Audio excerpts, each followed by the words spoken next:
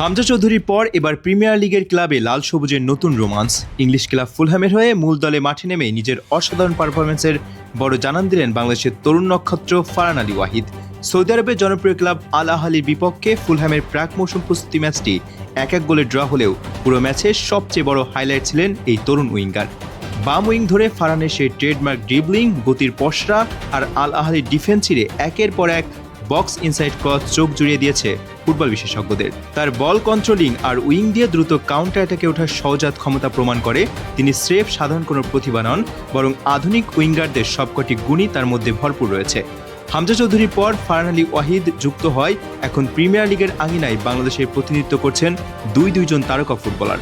তবে সবচেয়ে বড় রোমাঞ্চকর খবর হলো লাল সবুজের জার্সিতে ফারহান আলী ওয়াহিদের মাঠে নামা এখন আর কোনো যদি কিন্তুর বিষয় নাই, বরং সময়ের ব্যাপার মাত্র।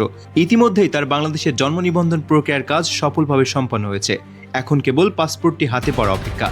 সবকিছু পরিকল্পনা অনুযায়ী এগোলে আসন্ন সাব চ্যাম্পিয়নশিপের আগেই বাংলাদেশে পা রাখবেন এই তরুণ উইঙ্গার।